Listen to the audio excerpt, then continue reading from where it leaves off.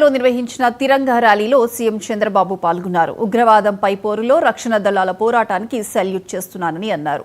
అంత గర్వించదగ్గ దళాలు మనకుండటం దేశానికి గర్వకారణమని, జాతీయ జెండాను చూడగానే దేశభక్తి ఉప్పొంగుతుందని చెప్పారు.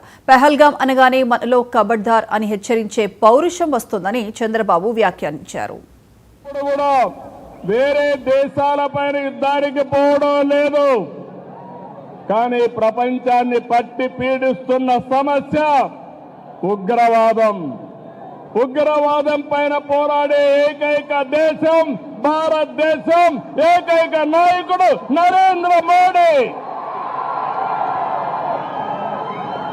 అందుకని రక్షణ దళాలు ఉగ్రవాదుల్ని ఈ దేశానికి తిరిగి కన్నెత్తి చూడకుండా చేయాలని ఎక్కడున్నా వాళ్ళ మీద మన త్రివిధ దళాలు ధైర్య సాహసంతో ముందుకు పోయినాయి.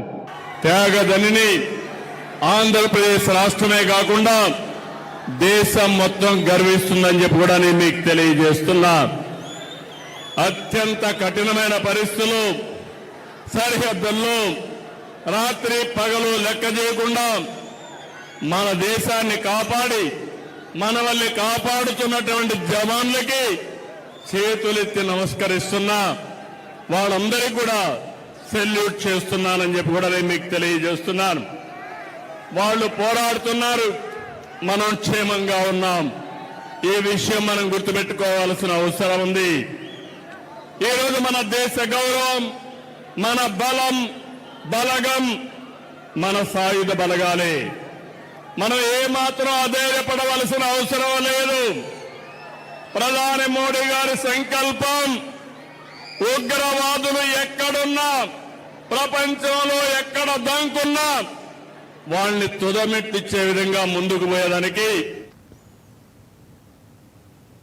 విజయవాడ తిరంగా ర్యాలీలో